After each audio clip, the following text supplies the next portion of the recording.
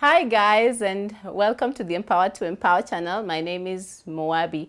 Today we are going to cover a very interesting topic on purpose, and I have a guest on set. But before I introduce this lovely guest, remember the big four. Remember to comment, to like, to share, and to subscribe for more content from our channel.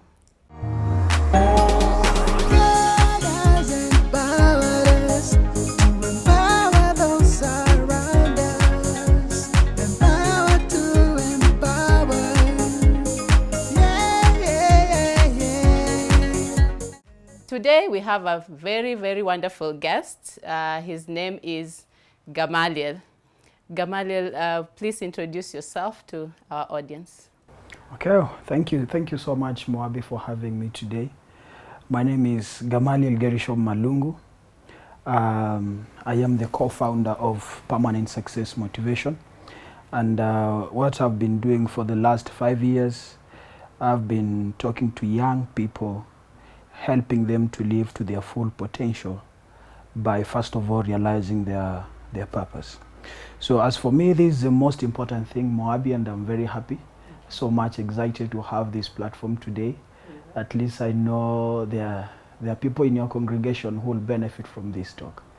So as for me, the most important thing is to reach out to as many as you can with my organization, to reach to many young people in high schools, in churches, and together with all our events, and make sure that every young people is able to live up to his or her potential. So I want to hope that this conversation today will benefit you, and I hope we shall get in touch. Thank you so much. That's great, Gamaliel. Wow, we've been doing this for 5 years. Yeah, sure. What inspired you to start? I'm just curious. Because 5 years ago, you were very young, I'm sure. Actually, is immediately I finished my Form 4. Okay. Yeah. So what happened? Inspired you? What happened is actually my life history. When I began primary, secondary, like that. So when I finished my first time in secondary, that is when I realized there is something that many people didn't know before, and I was among the victims. So I didn't know before, but when I finished my second time in Form 4, when I did my Form 4 the second time, that's when I realized, like, wow, there is something which I didn't know before. Then I did it. Then it means that there is somebody who can be a victim over the same. So why should I not reach to them? So the first congregation I had was my previous school, my former school. So I went there and they really supported me. So I made sure I have utilized the opportunities around the school, the schools around. So I went the first school, the second, the third one, the fourth. And then I realized I can do more. By the time I was getting to campus, that is Kenyatta University, I formed a club. So when I formed a club, I realized we can move further. What's the name of the club? It's called Permanent Success Club. Ah. Yeah. So from there now, I had a very wonderful team. We formed an organization. It's called Permanent Success Motivation. Okay. The name itself is so catchy.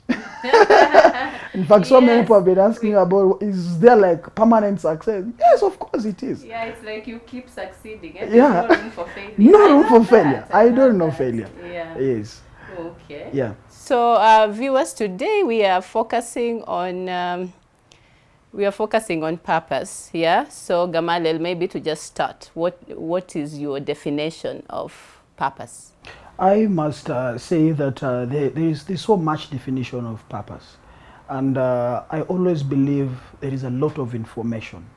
So, as for me personally, I'll say that purpose is the original intent for the creation. The original. I must stress the word original intent for the creation. So that's my definition for purpose. Okay. Yeah. Wow. One person one time told me when I have gone through this process of trying to find out who I am, because I went to school, then I'm working, just going to school, coming back, going to church, and that routine, it really got a bit boring. Yeah. So I started asking myself, what next for me? Yeah, what isn't there anything else that I can do in this life? And a wise person told me, how you find purpose is that thing that keeps you awake, and also it helps you even forget forget that you have a certain time, like your meal times. You forget things like even sometimes you forget to hang out with your friends because you are doing this particular thing. Then he just told me, just try and look at things that have that kind of effect on you. Like when you are doing them, you forget what time it is, you forget, like, I'm supposed to eat, I'm supposed to be wherever. Even when a friend calls you for coffee, you say, not today. Yeah, so I think to me, I would say that it resonates with me in that kind of way. That thing that there's a drive for you to do it no matter what, whether you are sick, whether you are tired, there's an energy, an extra energy to keep it going, irrespective of the surrounding circumstances. Yeah, okay. So just speak to young people, tell them, where do you start when you want to find your purpose? Okay, well, thank you so much for the question. I'll begin by saying that more than half of the population in the world are grappling with this question of purpose. And purpose is as important as life itself. If you fail to realize your purpose in life, trust me, you'll be living for nothing. So it's very, very, very important, because none of us is a mistake. Nobody came in this world for nothing. You came for something. And that's the first thing that you should always be thinking about. You came for something.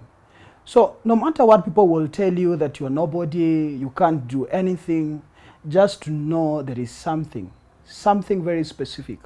And I like saying it boldly, it's divine. And I want you also to understand that your manufacturer is not trying to find out if you will work out, if you will succeed. He's not trying to find out if you'll make it or not. He was completely sure that when you are coming, you are perfectly inbuilt, you are perfectly equipped to do exactly what he expected you to do. Let me use the example probably you'll understand well. I know you know manufacture. There are so many products that have been manufactured and they are in the market. I have a phone here. Just to use an example. Before this phone was brought in the market, it is branded Huawei. Before it was brought into the market, the first thing that the manufacturer did was to develop or make sure that it has a purpose. So the purpose came first before the phone. So the mind of the manufacturer was the purpose first. So even you, before you came, your purpose was already set before you came. That's very important for you to understand. Now, before this product again was brought into the market, it was tested first. That's why you see in the description, they have said this phone can take a very clear picture. It has been tested that it can take a clear picture. They'll probably again say that this phone can store up to 62 GB. It is not something they're guessing. It is something that they have tested. Probably they will say that this phone can take a video. They are not guessing. They have proven it. They may say that this phone can store power for, let's say, 12 hours. It's not a guess. It is something that has been tested. That is why you find it on the manual. The same thing to you. Now, who is your manufacturer? When I'll be explaining to you how to find your purpose, the first 5 significant questions, then you'll be able to understand what I'm trying to say. But many of us do not understand the importance of the manual. Every manufacturer accompanies the product with a manual to lead or to help the customer understand how best that product can function. But trust me, even for those who buy many products, they don't read the manual. They just have a guesswork. Like, for example, if you buy a television, the only thing you'll think is switch on, switch off, look for this station, and nothing more. But the manufacturer probably has given like 15. It's a bad culture. Yeah, like probably the manufacturer has given like 15 functions of that television. But you just know, switch on, put on a tape, pause, and then switch off. So you are actually using the television under its potential. So it is not, you are not maximizing it. You understand? So I want to explain to the audience that it's important that you understand where you come from. That's your manufacturer. And the most important thing now is to understand that your manufacturer is God. I come from God's limited. And so do you. God is the one who created you. In fact, he said that let us make man according to our own image and likeness. So the most important thing that actually gets me excited is the fact that apart from the manufacturer giving me as a product, he gave me his image. Wow. I love it. Wow. So it means that my success or the success in my life is more important to my manufacturer more than to myself. Because whenever you see a manufacturer putting his image on a product, it tells you that the success of that product is so important to the manufacturer more than the product itself. So that's so vital. Like, for example, every product has a warrant. It's given. The manufacturer will tell you, in case this product has any defect, bring it back to us. We are going to repair it at our own expense. They even don't know you, but they're already telling you, if it has any defect, bring it back to us at our own expense. Or take it to any authorized dealer at our own expense. What are they trying to do? Protecting their reputation. Okay. So every manufacturer is always working towards protecting the name, the reputation. Every product has a name. It has a brand. And that brand is the manufacturer. Like, I like cars. Very soon I'll be driving. You know, those vehicles, different vehicles, they have been made differently, equipped differently, for different reasons, for different purpose, right? So it's important that you understand that if that company will produce any product and it goes to fail, who is going to be blamed? The customer or the company? It's the company that is going to be blamed.